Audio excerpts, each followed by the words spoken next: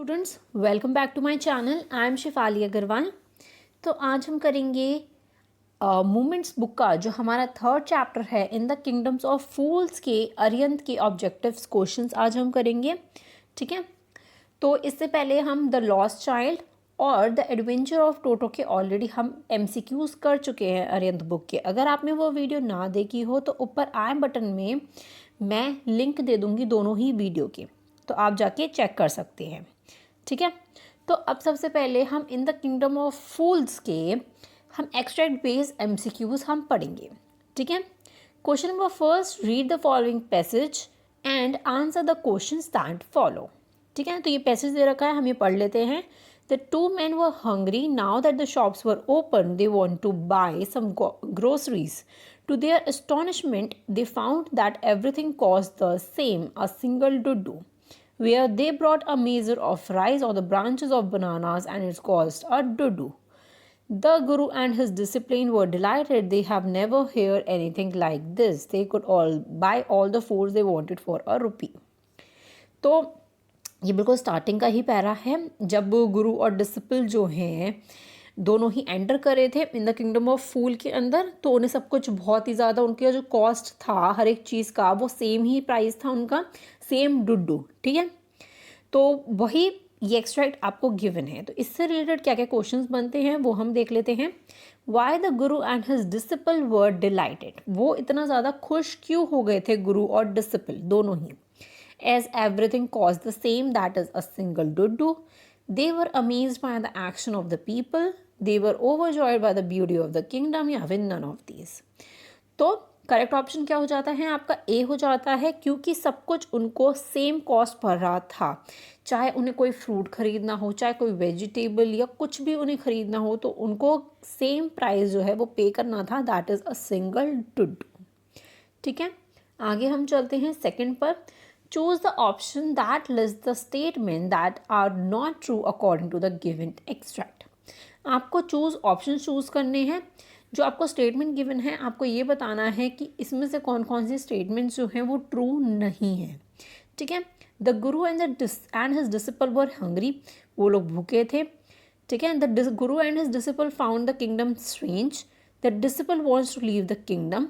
तो ये हमारी थर्ड स्टेटमेंट गलत है, क्योंकि गुरु ने जब डिसिपल को समझाया था कि हमें ये किंगडम ऑफ फूल है तो यहाँ पे कब क्या हो जाए हमें नहीं पता, इसलिए हमें यहाँ से चलना चाहिए। तो डिसिपल ने किंगडम को लीव नहीं किया था। ठीक है, आगे देखते हैं। The guru had recognise the kingdom of fool, गुरु ने तो रिकॉग्नाइज कर लिया था, ये ट्रू है। The guru wanted to have a cheap food and decided to settle in the kingdom itself. ठीक है, तो ये चीज़ क्या है कि गुरु ने बोला था कि मैं चीफ फूड और मैं डिसाइड करता हूँ कि मैं किंगडम में ही रहूँगा, तो ये तो गलत है ना। ये चीज़ डिसिपल ने डिसाइड की थी, उसके शिष्य ने डिसाइड की थी। तो आपका थर्ड और फिफ्थ अभी तक गलत आया है। ठीक है, सिक्स देखते हैं। The king and the ministers of the kingdoms were a very wise person. तो ये आपकी सिक्स स्टेटमेंट भी गलत है, क्योंकि वो फुलिश पीपल थे, वाइज पीपल नहीं थे।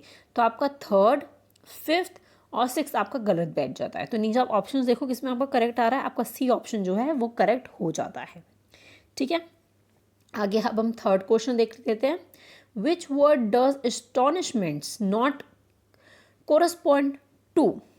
तो आपको एस्टॉनिशमेंट बताना है जिसके वो कोरस्पॉन्ड नहीं है। अमेजमेंट, कन्फ्यूजन या फिर शॉक, क्योंकि वो बहुत ज़्यादा सरप्राइज भी हुए थे, वो शॉक भी हुए थे ये चीज़ देख कर कि सब कुछ जो है वो सिंगल डुड्डू का मिल रहा है। तो आप एस्टॉनिशमेंट जो ऊपर वर्ड था एक्सट्रैक्ट में आप यहाँ देख सकते हो, to their astonishment they found that everything the same a single duddu. तो उन्हें ये चीज़ बहुत ज़्यादा स्ट्रेंज लगी थी। तो फर्स्ट वाला अमेजमेंट, कन्फ्यूजन और शॉक, तो ये तीनों तो वर्ड करेक्ट है, लेकिन कोरस्पॉन्ड हमें बताना है, तो दैट इज़ बी ऑप्शन जो है वो आपका करेक्ट हो जाता है। इसका मतलब क्या होता है? शांति या फिर धैर्य। तो ये इससे मैच नहीं करता है आपका। ठीक है, थर्ड वाला आपको क्लियर हो गया। आगे चलते हैं अब हम फोर्थ वाले पर। फोर्थ क्या दे रखा है? Y were the shops close in the kingdom during the day. Day में क्यों शॉप्स जो हैं वो बंद हो जाती थी? Because every one was asleep during the day time, because there was a rule that businesses could be run after dark, because nobody wants to work in the day time, या फिर both A and B. तो fourth का जो आपका correct option बैठ जाता है वो बैठ जाता है D, both A and B, कि सब लोग जो है वो सोते थे दिन में, और दूसरा ये है कि सब ये एक रूल भी था कि बिजनेसेस जो हैं आफ्टर डार्क में रन करेंगे, मतलब जब डार्क हो जाएगी, जब शाम होने स्टार्ट हो जाएगी, डार्क होना स्टार्ट हो जाएगा, ठीक है। तो ये दोनों ही स्टेटमेंट करेक्ट है, तो इसका करेक्ट ऑप्शन हो जाता है डी, ठीक है। इतना क्लियर हो गया। आगे हम फिफ्थ वाला देख लेते हैं। Pick the option that correctly classify the fact and the opinion of the student. देखो इस चैप्टर में भी आपका फैक्ट्स एंड ओपिनियन से रिलेटेड क्वेश्चन आ गया, तो आपके टर्म फर्स्ट में ऐसे फैक्ट्स एंड ओपिनियन से रिलेटेड आ सकता है। तो हम चलो पढ़ लेते हैं जल्दी से। I think Guru and disciple were wise people. हमें ऐसा लगता है कि गुरु और डिसिपल जो हैं वो एक वाइज पीपल हैं, वाइज लोग हैं। तो ये आई थिंक लिखा है, दैट मीन्स ये हमारा एक ओपिनियन है, ठीक है, ये हमारा एक ओपिनियन है। ओके, तो सेकंड देख लेते हैं। आई think people of the kingdoms were smart working for the lesser time. तो ये जो सेकंड वाला है ये भी हमारा एक ओपिनियन होता है, ऐसा मेरे को चैप्टर में गिवन नहीं है। थर्ड वाला जो है, I think people were crowded to against the king. तो against the king I think people were crowded, तो आई थिंक ये एक फैक्ट हो जाता है, ठीक है। फोर्थ वाला है, I think the guru wanted to leave the town as soon as possible. तो ये भी बिल्कुल करेक्ट है, ये भी चीज़ हमें गिवन है, ये एक फैक्ट है कि गुरु जो है एज सुन एज पॉसिबल वो उस टाउन को लीव करना चाहता था। तो इसमें जो थर्ड और फोर्थ है वो हमारा फैक्ट है, एंड फर्स्ट एंड सेकंड जो हमारा ओपिनियन है। तो डी ऑप्शन क्या बैठ जाता है, आपका करेक्ट हो जाता है, ठीक है। इतना क्लियर हो गया। सेकेंड एक्सट्रैक्ट पे चलते हैं। That was when this bricklayer saw me. It's not my fault, my lord. It is damned goldsmith fault. Poor think she absolutely right. Thought the king. Waited the evidence. We have got the real culprit at last. तो अब ये तब का extract है जब Goldsmith का fault बताया जा रहा है एट द लास्ट, कि गोल्डस्मिथ ने अप एंड डाउन करवाया उस डांसिंग गर्ल को, ठीक है। तो आपको याद आ गया होगा कि ये एक्सट्रैक्ट कहाँ का है। तो फर्स्ट क्वेश्चन देख लेते हैं। That was when this bricklayer saw me, which time is refers to in the given lines. तो ये किस टाइम की बात की गई है वो हमें बताना है। When the goldsmith made the dancing girl walk up and down to his house a dozen time, ठीक है, कि बहुत बार डांसिंग गर्ल को उसने बुलाया गोल्डस्मिथ ने, डजन टाइम उसके चक्कर लगवाए। When the bricklayer was watching the dancing girl going up and down, जब ब्रिकलेयर जो है वो देख रहा था। या फिर when the Goldsmith was making jewellery for the rich merchant, या फिर जब रिच मर्चेंट के लिए वो ज्वेलरी बना रहा था, ठीक है। तो आगे हम फोर्थ भी देख लेते हैं।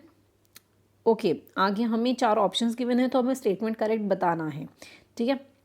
तो इसमें जो है ये तब का टाइम ही बोला गया है जब वो गोल्डस्मिथ जो है बहुत डजन टाइम उसे ऊपर नीचे करवा रहा था, ठीक है। तो दैट मीन्स फर्स्ट स्टेटमेंट जो है करेक्ट हो जाती है इसमें। तो ऑप्शंस भी हम देख लेते हैं। देखो ऑप्शंस की अगर मैं बात करूँ तो इसमें भी आपका ए ऑप्शन ही करेक्ट हो जाता है कि ओनली वन वाला करेक्ट है। सेकंड क्वेश्चन है, which evidence is being talked about in the given extract. कौन से एविडेंस की इस एक्सट्रैक्ट में बात की गई है। Statement given by the bricklayer, statement given by the thief brother, statement given by the rich merchant, या फिर statement given by the dancing girl. तो किसकी बात की गई है इसमें आपको ये बताना है। तो statement given by the dancing girl की जो स्टेटमेंट है उसका वो एक एविडेंस है, ठीक है, गोल्डस्मिथ के अगेंस्ट। तो इस एविडेंस की इसमें बात की गई है, ठीक है। थर्ड वाला जो है, the real culprit at the stage was, real culprit कौन है इस स्टेज पे, the owner of the house, the guru, the goldsmith and the merchant. तो of course the goldsmith dancing girl के अकॉर्डिंग, जो डांसिंग गर्ल का जो एविडेंस उसने दिया है उसके अकॉर्डिंग, ठीक है। फोर्थ वाला है, what was done after this judgement. इस जजमेंट के बाद क्या हुआ था। The king leave search for the goldsmith, the king search for the goldsmith, the king leave, मतलब कि उसके जो पुलिस वगैरह होते हैं ना किंग वगैरह के पास, वो सर्च करने गए थे डांसिंग गर्ल को या फिर गोल्डस्मिथ को। तो ऑफकोर्स ए ऑप्शन आपका करेक्ट हो जाता है, ज़्यादा सोचने की तो चीज़ है ही नहीं है, ठीक है। फिफ्थ वाला है, the fault refers to this in this extract. तो फॉल्ट क्यों बोला गया है। Theft at the merchant house, the death of the thief, the falling of the wall, the murder of the merchant father. तो जो correct option हो जाता है इसमें फिफ्थ वाले में वो आपका सी हो जाता है कि वॉल गिरने को आपका एक फॉल्ट बोला गया है, ठीक है, एक फॉल्ट बोला गया है। ओके, इतना क्लियर हो गया। सेकंड एक्सट्रैक्ट तक हमने क्लियर कर लिया है। मैं यहाँ पे लगा देती हूँ मार्क सेकंड वाला, ठीक है। थर्ड पे चलते हैं। थर्ड एक्सट्रैक्ट हमें गिवन है कि that night the king and his minister went secretly to the prison, release the Guru and the disciple, disguise themselves as the two as arranged with the loyal servant, were taken to the stake and promptly executed. When the bodies were taken down to the throne to the crow and the vulture. तो ये अब last में बिल्कुल बात करी गई है जब किंग और मिनिस्टर दोनों सीक्रेटली प्रिजन में गए, जेल में जाते हैं और गुरु और डिसिपल को रिलीज़ कर देते हैं और उनकी जगह उनके कपड़े पहन लेते हैं और मतलब उनकी तरह लिखने लग जाते हैं और उस स्टेक के लिए मरने के लिए तैयार हो जाते हैं और एग्जीक्यूट भी हो जाता है। उनकी बॉडीज़ जो हैं वो फेंक दी जाती है जहाँ पे क्रो और वल्चर वगैरह उस बॉडीज़ को खाया जाता है, खाते हैं। ठीक है, तो फर्स्ट जो इसका क्वेश्चन बन जाता है that night in the extract refers to that night, ये क्यों बोला गया है, क्या मतलब है दैट नाइट का? The night after the execution of the king and the minister, the night before the execution of the Guru and the disciple, moonless night और द फुल नाइट। तो इसमें जो है बी ऑप्शन करेक्ट हो जाता है, the night before the execution of the गुरु। पहले तो गुरु और डिसिपल का ही एग्जीक्यूशन होने वाला था कि उनको ही स्टेक पर एग्जीक्यूट करना था उन्हें। ठीक है, तो बी ऑप्शन क्या है आपका करेक्ट हो जाता है। आगे हम देख लेते हैं सेकंड वाला, which of the following gives the correct meaning of the disguised as used in the extract. तो इसका करेक्ट मीनिंग आपको बताना है, to hide something such as your feelings or the intentions, to show your feelings as an intention openly, to make changes in the way someone looks so that the other people will not recognize them, and to get ready to be executed। तो इसका जो option आपका बैठ जाता है, ए बैठ जाता है कि अपनी फीलिंग्स को हाइड करना। ठीक है, अपनी फीलिंग्स को हाइड करना और इंटेंशंस को भी हाइड करना किसी चीज़ से। ठीक है, समथिंग। थर्ड क्वेश्चन जो है, which of the following is opposite in the meaning to promptly as used the extract। तो promptly का क्या मतलब होता है? promptly का मतलब होता है कि आप सबसे पहले extract में देखो promptly है कहाँ पर। ठीक है, देखो यहाँ पे देखो ये रहा कि what taken to the stake promptly executed, कि वो बहुत ही secretly execute हो गए थे। ठीक है, तो secretly का opposite मतलब कि आप बोल सकते हो सिक्योरली, इमिडिएटली और काइंडली, इसके ऑप्शंस नहीं है। तो इसका जो ऑप्शन होता है ए हो जाता है। ए क्यों हो जाता है?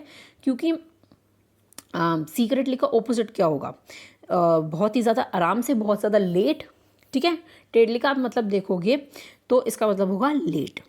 ठीक है, फोर्थ देख लेते हैं, choose the statement which is true. इसका आपको बताना है कि कौन सी स्टेटमेंट आपकी ट्रू है। The king and the ministers were forced to get themselves executed. The city were in the stake of ecstasy.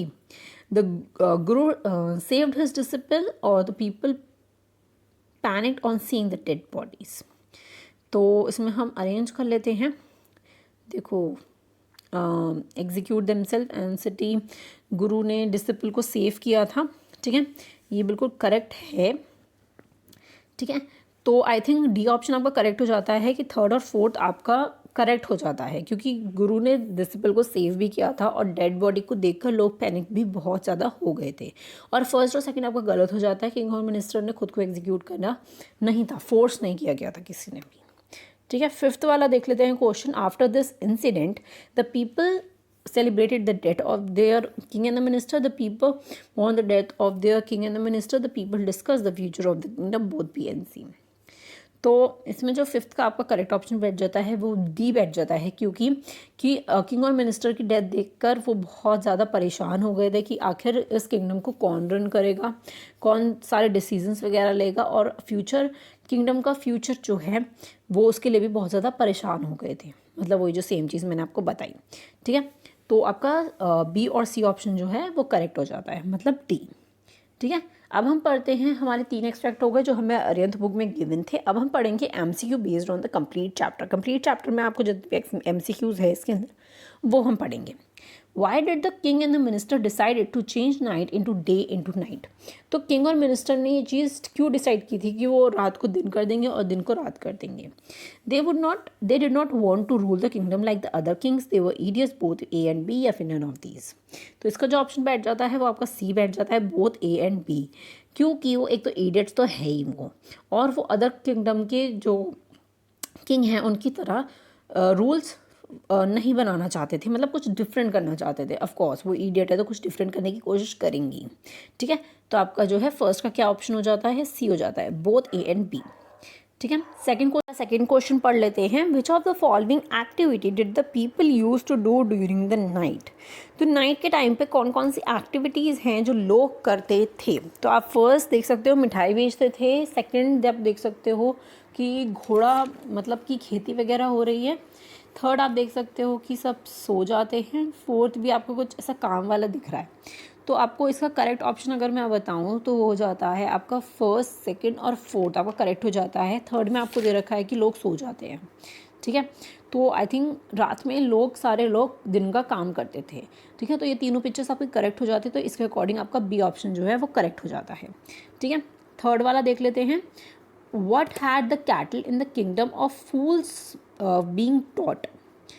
तो क्या चीज़ इसमें बोली गई थी, किंगडम ऑफ फूल्स में क्या सिखाया था कि to stand in the line, to sleep by the day, to come to the court in the night, to sleep by the night. Cattles मतलब जितनी भी गोट वगैरह होती थी उनको भी क्या सिखाया गया था, उनको भी ये सिखाया गया था कि आप दिन में ही सो, मतलब सब दिन में ही सोएंगे, चाहे एनिमल्स हो चाहे ह्यूमन बींग्स हो। ठीक है, तो बी ऑप्शन आपका करेक्ट हो जाता है। फोर्थ दे रखा है, how did the Guru and the disciple react after they had been purchase the groceries. जब उन्होंने ग्रोसरीज को परचेज किया था गुरु और डिसिपल ने, तो उन्होंने कैसे रिएक्ट किया। They both are sad, they both are delighted, they were hungry, the disciple delighted whereas the king, guru was indifferent. तो ऑफकोर्स वो बहुत ज़्यादा खुश हो गए, तो आपका बी ऑप्शन आपका करेक्ट हो जाता है, बी वाला। ठीक है, दैट दे वर डिलाइटेड। ठीक है, इतना कन्फर्म करेक्ट हो गया। ओके, आगे चलते हैं। Of the following event made the guru realise that it was a kingdom of fool. कौन कौन से इवेंट्स थे जिसकी वजह से जो है गुरु को ये चीज़ रियलाइज हो गई थी कि ये एक किंगडम ऑफ फूल है। ठीक है, when the everyone was asleep during the day, when everyone was working at the night, when the everything was the same as a single duddu, या फिर all of above. Of course D option आपका correct हो जाता है, all of above, क्योंकि ये सारी चीज़ें हुई थी कि दिन के टाइम पे सब सो रहे हैं, रात के टाइम पे सब काम कर रहे हैं, और सब कुछ की कॉज जो है वो सिंगल डुडू है। ठीक है, तो डी ऑप्शन आपका क्या हो जाता है, करेक्ट हो जाता है। 6 देख लेते हैं। Complete the following dialogues. ऐसे क्वेश्चन भी आपके टर्म फर्स्ट में आएंगे।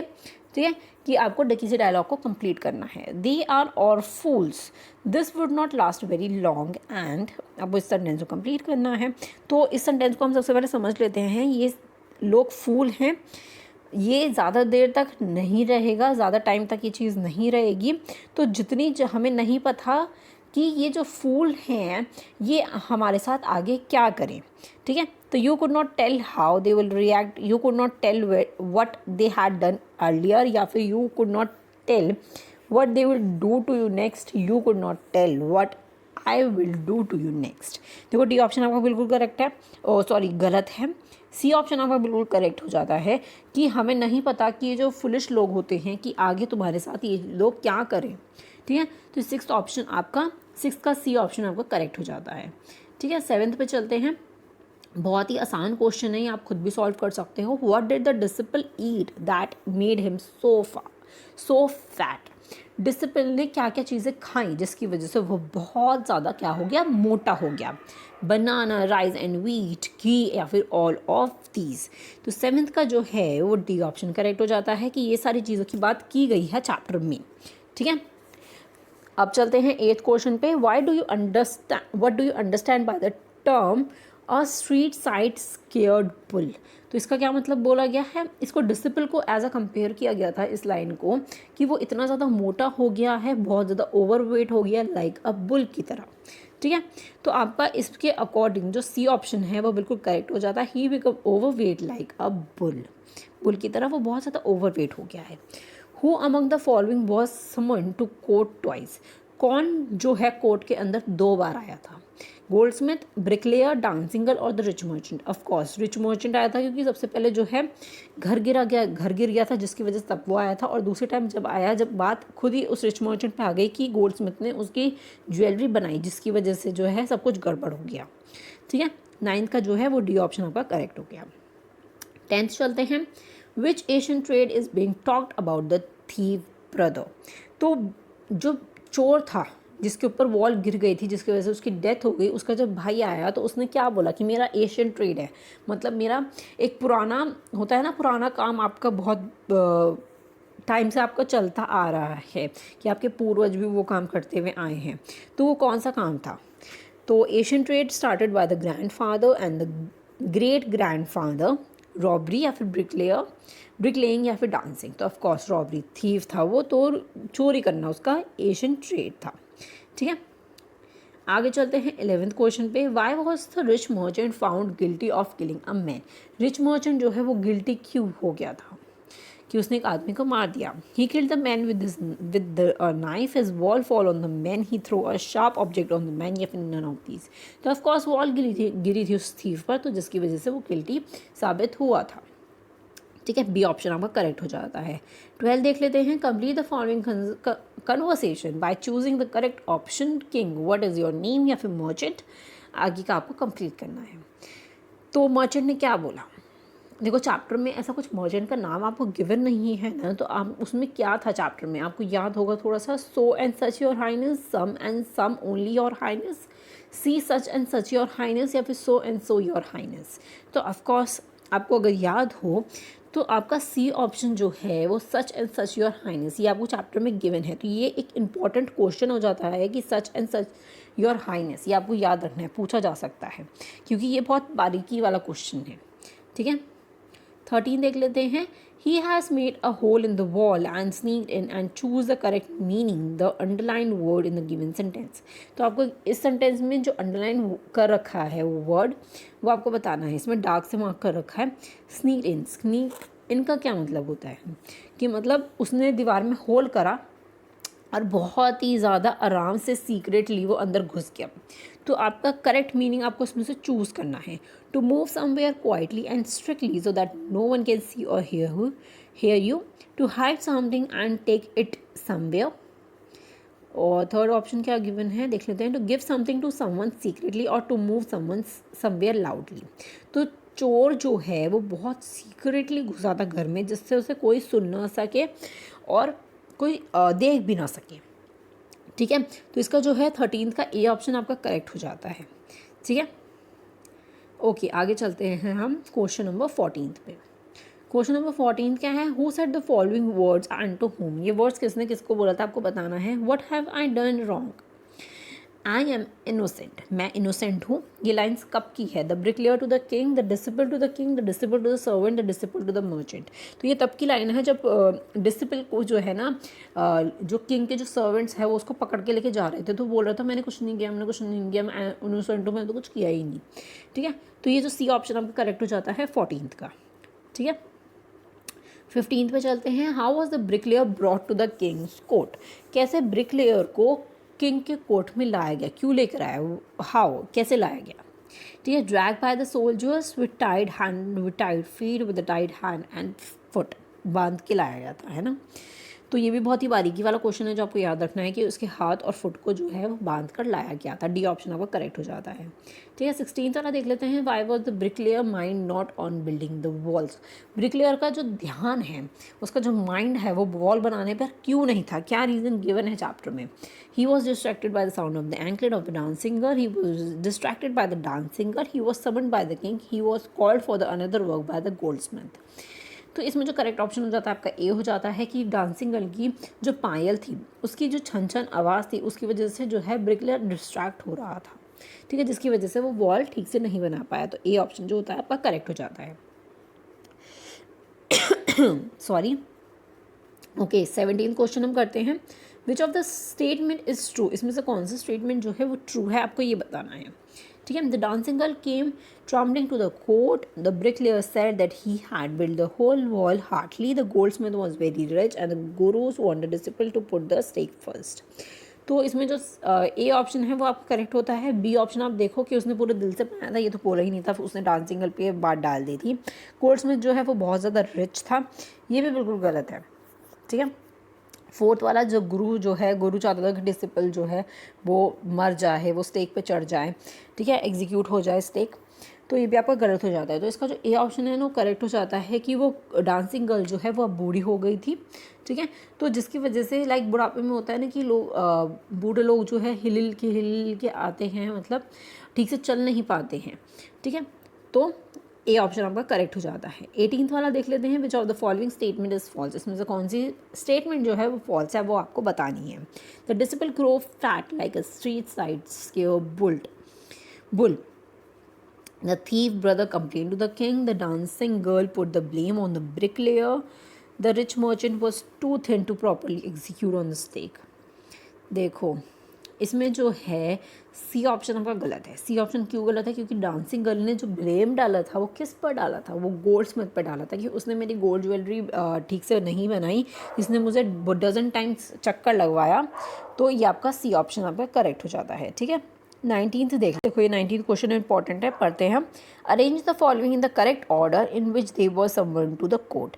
कि जैसे जैसे आपको एक बताना है कि कैसे कैसे वो जो है वो कोर्ट में आए थे, आपको करेक्ट वे में बताना है। तो सबसे पहले क्या हुआ था, थोड़ा सा सोचो कि सबसे पहले जो है वो रिच मर्चेंट कोर्ट में आया था क्योंकि उसके घर की वॉल गिर गई थी।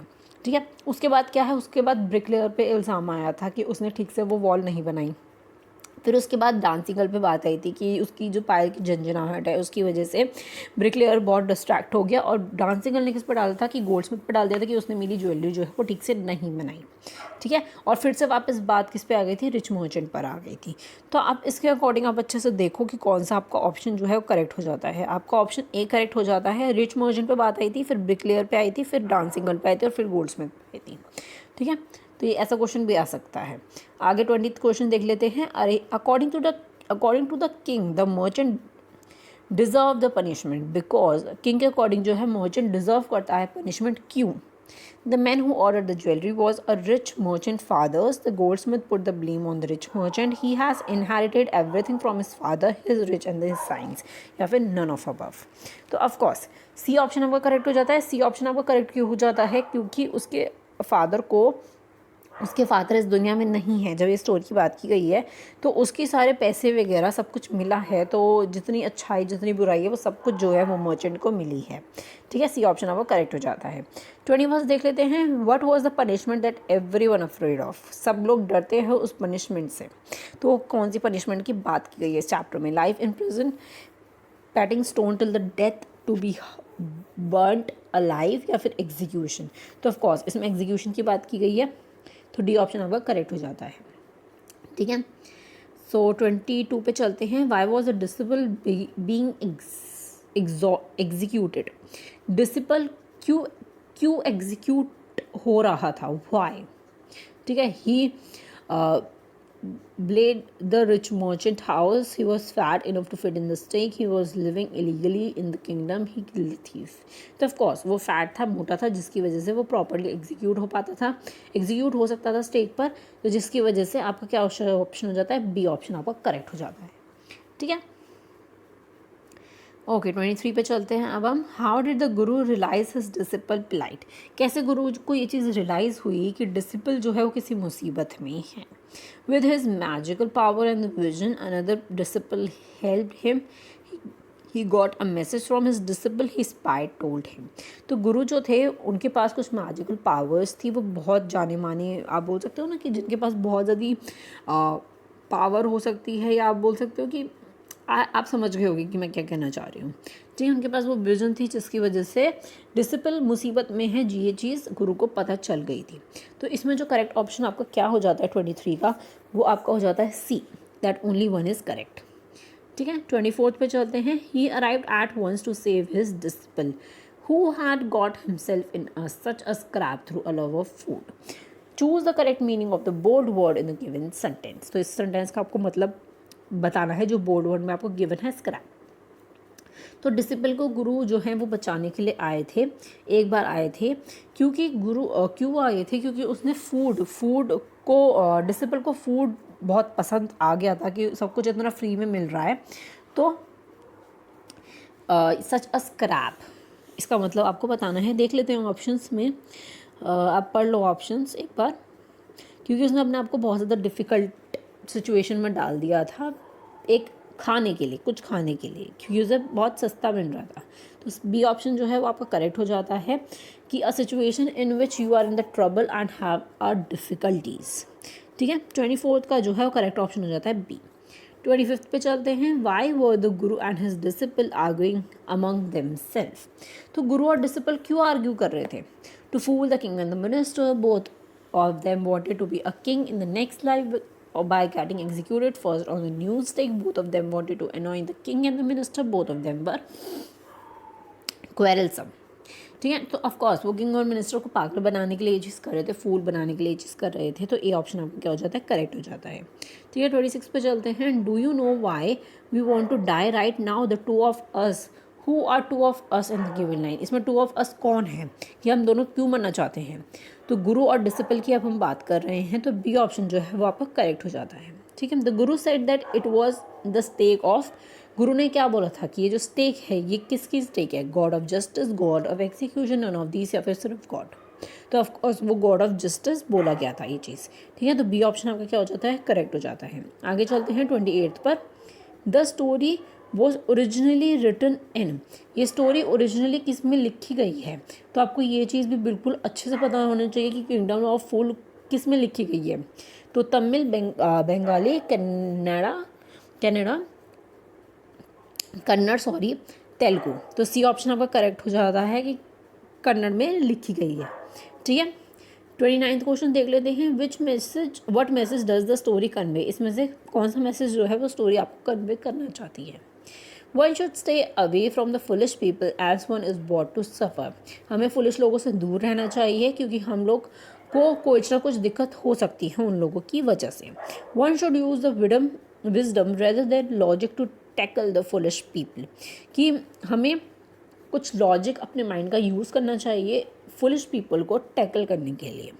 थर्ड दे रखा है, fools can be beneficially for sometimes but they were very dangerous. Fool लोग जो होते हैं वो कभी कभार आपके लिए फ़ायदेमंद हो सकते हैं लेकिन बहुत बार आपके लिए डेंजरस भी हो सकते हैं।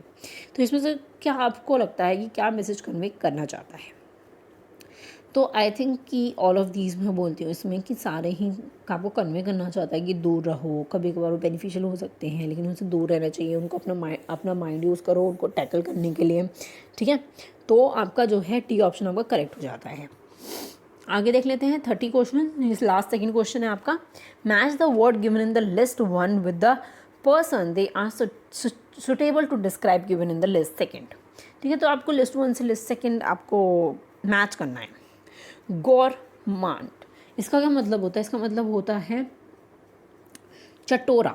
ठीक है, चटोरा कौन था जो फूड की वजह से इतनी बड़ी मुसीबत में पड़ गया था, वो था डिसिपल। ठीक है, तो देखते हैं डिसिपल है या नहीं। ये रहा डिसिपल, आपको फोर्थ दिख रहा है। ठीक है, तो पहला आपका हो गया फोर्थ, मैं यहाँ साइड में लिखती भी चलती हूँ। ठीक है, फोर्थ। नेक्स्ट हो गया आपका फुलिश जो है वो किंग था, तो आपका हो गया फर्स्ट। ठीक है, आगे देख लेते हैं हम। आगे है आपका पुअर। ठीक है, पुअर आपको लिखा हुआ है, तो पुअर कौन था, पुअर आपको पीछे देखो, पीछे लिखा था ब्रिकलेयर। ठीक है, तो ब्रिकलेयर को पुअर बोला गया है, तो ये आपका हो गया सेकंड। सिली कौन थे, मिनिस्टर्स थे, थर्ड। तो ये क्या ऑप्शंस हो जाते हैं आपके, फर्स्ट, सेकंड, थर्ड। तो आप देखो कोड्स नीचे गिवन है, तो सी ऑप्शन आपका करेक्ट हो जाता है, फर्स्ट, सेकंड, थर्ड। ठीक है, इतना क्लियर हो गया। 31 देख लेते हैं। देखो एक और फैक्ट्स एंड ओपिनियन का क्वेश्चन आ गया, चलो पढ़ते हैं। आई think the king and the ministers were idiot.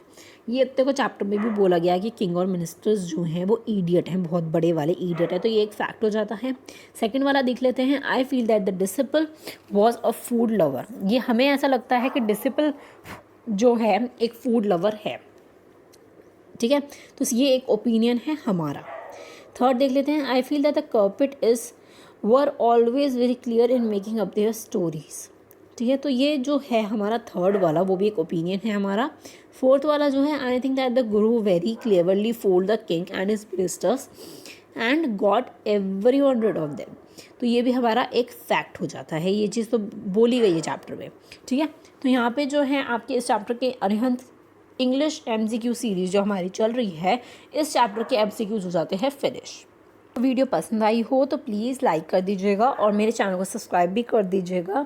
और प्लीज़ मुझे सपोर्ट करो यार, वीडियो देख लेते हो लेकिन सब्सक्राइब नहीं करते हो, प्लीज़ सब्सक्राइब कर दो। मैं कैसे मोटिवेट होंगी, आपको कैसे अच्छी अच्छी वीडियोस मैं बना के दे पाऊँगी अगर आप सब्सक्राइब भी नहीं करोगे, सिर्फ वीडियोस देख के चले जाओगे तो। ठीक है, तो अब हम मिलते हैं नेक्स्ट वीडियो में अगले चैप्टर के साथ। तो तब तक के लिए thank you so much and bye bye.